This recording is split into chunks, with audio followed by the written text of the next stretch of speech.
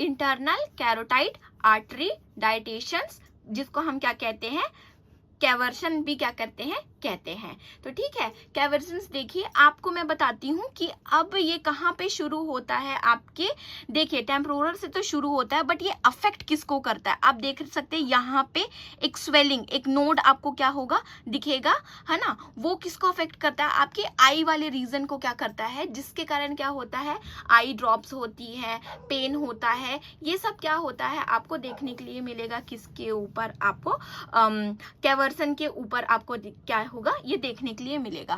ठीक है, तो ideal dilatation and venous outbreak obstruction in the region of the caversion sinus, pain and autonomic friction. तो आपको क्या होगा, मतलब कि फ्रिक्शन, पेन का फ्रिक्शन आपको दिखाई देगा, जैसे झंझनाहट हो गया ना, वैसे आपको क्या होगा, पेन दिखेगा कहाँ पे, सराउंडिंग द आईज पे, क्योंकि आप ये देख सकते हैं, मैंने आपको बताया जैसे कि ये वाले रीजन जो टेम्पोरल के साइड में जो आपका क्या होगा, इंटरनल कैरोटाइड आर्टरी डायटेशन होगा, वो क्या होगा आपका, वही रीजन से क्या होगा, आई तक को सप्लाई करता है, जो है ना वेस्कुलर एक्टिविटी, वो आपको क्या होगी, अफेक्टेड दिखेगी, और उसी में ही आपको क्या होगा, पेन होना शुरू हो जाएगा। ठीक है, अब इसके सिम्टम्स देखते हैं। तो देखिए सिम्टम्स देखिए कौन सा है, ड्रॉपिंग आईलिड्स, ठीक है, ड्रॉपिंग आईलिड्स हो गया, पेल स्किन, है ना, पैलो aura, flushing on the year face, है ना, कि मतलब क्या होगा, आपका कान के पास भी थोड़ा क्या होगा, आपको पेन होगा, है ना, जो ईयर है ना, क्योंकि हमारा ENT क्या होता है, अफेक्टेड होता है। ठीक है, तो आपको क्या होगा, ये सब चीजें देखने के लिए मिलेंगी। देन क्या है, आपको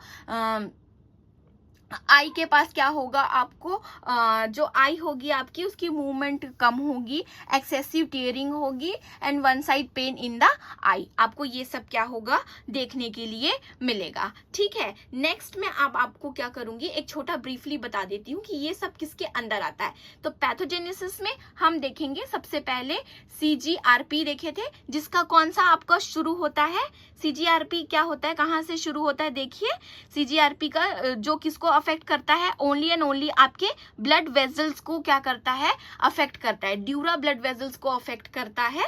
ये पैथोजेनिस का फर्स्ट टाइप हो गया। देन उसके बाद क्या हो गया, जो ब्लड वेजल्स को अफेक्ट करता है, जिसके कारण पेन अक्कर होता है। ठीक है, नेक्स्ट हमने देखा था क्रेनियर पैरासिम्पैथेटिक एक्टिवेशन या फिर एक्टिविटी। ठीक है, तो उसमें आपको क्या देखने के लिए मिलता है कि पेन कहाँ से क्या हो रहा है, शुरू हो रहा है। ठीक है, तो पेन कहाँ से शुरू होता है, और पेन जब होता है क्लस्टर हेडेक में, तो उसका कारण कैसे होता है, तो क्रेनियल पैरासिम्पैथेटिक में क्या क्या एक्टिविटी होती है। तो मैंने आपको जैसे बताया था, टीयरिंग हो गया, और क्या हो गया, रनिंग नोज हो गया, नोजल कंजेक्शंस हो गया, मतलब नोज में क्या होना, मतलब प्रॉपर ब्रीथिंग नहीं आना। ठीक है, ये हो गया। नेक्स्ट हम देखेंगे क्या हो गया आपका, इंटरनल कैरोटाइड आर्टरी डायटेशंस, जिसको हम क्या कहते हैं, कैवर्शंस भी क्या कहते हैं, वो कहाँ पे शुरू होता है आपका, इसके कारण आपको क्या अफेक्ट होगी, आपकी आईसाइट अफेक्ट होगी। ठीक है, जिसको आईसाइट मतलब कि सॉकेट वाला जो एरिया होता है, वहां पे क्या होना, पेन का प्रेजेंट होना। ठीक है, नेक्स्ट हम मूव करेंगे किसके ऊपर, क्लस्टर पीरियड और कैरेक्टराइज्ड। ऑलरेडी मैंने आपको बता दिया था कि क्लस्टर पीरियड कैसे होता है। ठीक है, एपिसोड्स में जैसे मैंने बताया था, सेम उसमें ही है कि एपिसोड और क्रॉनिक, दो मैंने आपको जो हेडेक बताए थे, है ना, तो लास्ट वीक, तो यही होता है आपका क्लस्टर पीरियड, जो कैरेक्टराइज करता है आपके एक टाइम ऑफ द पीरियड को, जैसे स्पेशली इसमें लिखाया है 6 to 12 वीक्स, है ना, 12 वीक्स मतलब कि आपको क्या होगा, 2 मंथ तक पेन को क्या होना पड़ेगा, आपको फेस करना पड़ेगा। इसको हम क्या कहते हैं, क्लस्टर पीरियड कैरेक्टरिस्टिक। ठीक है, नेक्स्ट हम मूव करेंगे किसके ऊपर, क्लस्टर पीरियड के ऊपर। सेम जो मैंने आपको ऊपर बताया था सेम है, बट हमने इसको क्या कर दिया, थोड़ा डिफाइन कर दिया है, ताकि आपको इजीली समझ में आए। वही है कि जैसे एपिसोड हो गया, तो एपिसोड में मैंने जैसे आपको बताया था ना 15, है ना, 15 मिनट्स और 3 आवर्स, और 1 वीक के लिए क्या होगा, 7 डेज, जो मैंने बताया था 7 डेज तक आपको पेन होगा, तो यही होगा। ठीक है, तो इसमें हम ऑलरेडी हमने इसको ऊपर पे डिस्कस कर दिया है, बट यहाँ पे हमने क्या किया है, इसको थोड़ा डिफाइन कर दिया है। नेक्स्ट हम मूव करेंगे किसके ऊपर, डायग्नोसिस के ऊपर। डायग्नोसिस आपको पता है कि डायग्नोसिस क्या होता है, इसका मैं मेन पार्ट पढ़ती हूँ। ठीक है, तो क्या होता है, अराउंड द आईज ठीक है। और जो क्या अफेक्ट करता है आपका ऑर्बिट रीजन्स, जो हम क्या कहते हैं आँख के पास जो प्रेजेंट होता है ना, ऑर्बिटल रीजन जो होता है वो प्रेजेंट होता है, ठीक है। अब जो टेम्पोरल जो एरिया होता है वो कितने टाइम का होता है, टेम्पोरल साइड में जो आपको पेन शुरू होगा, लास्ट जो पेन आपको देखने के लिए मिलेगा वो कितना देखने के लिए मिलता है 15 से लेकर के 120 मिनट्स तक, ठीक है। बट इसको हम ऐसे नहीं कह सकते, जो नॉर्मल क्लस्टर की स्टडी हुई है क्लस्टर हेडेक की, उसमें हम देखते हैं कि ये पेन आपको क्या होता है देखने के लिए मिलता है, इसलिए ना चीफ कंप्लेन, ठीक है। एंड देन मैं नेक्स्ट नीचे के कुछ स्पेशल पॉइंट पढ़ूंगी। Headache must be accompanied by the last one of the following, कुछ कंडीशंस है, हम देखते हैं। Red eyes of a tearing one the side of the headache. तो आपको मैंने ऑलरेडी इसके बारे में बता दिया था कि डायग्नोसिस में आप देखेंगे कि अगर कोई पेशेंट आपके पास चीफ कंप्लेन लेकर के आ रहा है तो वो क्या कहेगा, साइड में क्या हो रहा है, उसको पेन हो रहा है, ठीक है, सीवियर अमाउंट में झंझनाहट हो रही है, पलकें नहीं उठ रही हैं, आईलिड्स में क्या हो रहा है, प्रॉब्लम हो रहा है। देन उसके बाद क्या है, नेजल कंजक्शन, अभी मैंने बताया था आपको कि क्या होगा, नोजल जो कैविटी होगी वो ब्लॉक हो जाएगी, या फिर क्या होगा, रनिंग नोज होना क्या होगा, पेशेंट को शुरू हो जाएगा, और ड्यू टू दैट क्या होगा, हेडेक होना शुरू हो जाएगा। Forehead and facial swelling of the side of the headache, मैंने ये भी बताया था। एंड देन स्मॉल पेपिल और eyelids drop on the sides of the headache. तो आपको पता है कि किसके कारण क्या होती है, हमारी आईलिड्स ड्रॉप होती है। देन ये क्या था, कुछ डायग्नोसिस थे। नेक्स्ट हम देखेंगे आपका डायग्नोसिस, देख लीजिए डायग्नोसिस में क्या होता है, क्लस्टर अगर क्लस्टर के चांसेस, जैसे क्लस्टर होता है तो क्लस्टर के बाद आपको क्या हो सकता है, टेंशन हो सकता है, टेंशन हेडेक हो सकता है, या फिर माइग्रेन हो सकता है, ठीक है। इसके बारे में हम नेक्स्ट वीडियो पे डिस्कस करेंगे। नेक्स्ट हम मूव करेंगे किसके के लिए, ट्रीटमेंट, ये मोस्ट इंपॉर्टेंट है, ठीक है, एग्जाम में भी पूछा जाता है, treatments of a cluster headache, ठीक है। तो क्लस्टर हेडेक कितने होते हैं, 2 टाइप के होते हैं, जैसे मैंने आपको थोड़ी देर पहले भी बताया था, एपिसोड क्लस्टर हेडेक और क्रॉनिक क्लस्टर हेडेक। तो हम पहले डिस्कस करेंगे किसके बारे में, एपिसोड क्लस्टर हेडेक के बारे में डिस्कस करेंगे, ठीक है।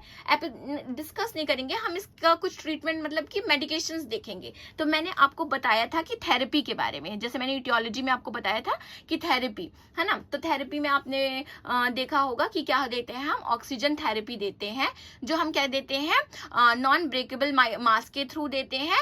एंड देन उसका जो ड्यूरेशन होता है वो कितना होता है, जब पहला अमाउंट होता है तो अमाउंट कितना होता है, 12 to 15 लीटर पर मिनट, ठीक है। और जो ड्यूरेशन ऑफ टाइम होता है वो कितना होता है, 10 to 20 मिनट्स, ठीक है। ये एक हम नॉर्मल एडल्ट्स के लिए क्या करते हैं, यूज करते हैं, ठीक है। और ये क्या है, नीचे डाउन एरो देख सकते हैं आप, डाउन में क्या है, कुछ मेडिकेशंस दी गई है। नेक्स्ट हम मूव करेंगे किसके ऊपर, दो हम prophylaxis of a episode cluster headache. तो इसमें क्या होता है, प्रोफिलैक्सिस मतलब ये क्या होता है, doses route of a administration, मतलब ये मस्ट एंड शुड ये ड्रग्स क्या करनी है, आपको पेशेंट को प्रोवाइड करवानी है, ठीक है। अगर क्या होता है, उसको क्लस्टर हेडेक है लॉन्ग टाइम के लिए, अगर वो ईयर में हो रहा है तो आपको क्या करनी है, ये इसको क्या करना है, आपको ट्रीट करवाना है, या फिर ट्रीटमेंट आपको पेशेंट को प्रोवाइड करवानी है, ठीक है। नेक्स्ट क्या है आपका, chronic cluster headache. Chronic cluster headache आपको मैंने बताया था कि क्या होता है, ये लॉन्ग टर्म्स के लिए पेशेंट्स को हम देते हैं, ठीक है। तो जैसे आपको देख सकते हो, वेसोपेलिन आपने देखा, वेसोपेलिन आपका जो है वो कितना है, आपका minimum of a 240 mg per day in a single, ठीक है। ये क्या करते हैं हम इसको क्या करते हैं, 140 mg पर डे हम क्या करते हैं, प्रोवाइड करते हैं पेशेंट को। ओरली हम क्या करते हैं, ओरली डोज क्या करते हैं, हम प्रोवाइड करते हैं पेशेंट को। नेक्स्ट क्या है आपका, इसका इफेक्ट देख सकते हैं। तो इस इफेक्ट इसका देखो क्या है, गैस्ट्रोइंटेस्टाइनल हो गया, ठीक है, और क्या हो गया आपका, हाइपोकैल्सीमिया हो गया, हाइपरकैल्सीमिया हो गया। इसमें हम क्या करते हैं, पेशेंट को ये प्रोवाइड करवाते हैं। हाँ, इसके जो आप कमेंट्स देख सकते हैं, तो वो क्या है आपका इलेक्ट्रोकार्डियोग्राफी में हम क्या करते हैं ये स्पेशली क्या करता है, अपना रोल को क्या करता है, प्रोवाइड करवाता है, ठीक है। तो नेक्स्ट क्लास में हम रिमेनिंग थिंग्स देखेंगे, और ट्रीटमेंट के बाद आपका ये क्लस्टर हेडेक खत्म होता है। तो Thank you class. If you like my video, if you have any doubt on my video, so please do like, comment and subscribe to my YouTube channel. अगर आपको डाउट है तो आप नीचे कमेंट में पिंग कर सकते हैं मुझे अपनी प्रॉब्लम.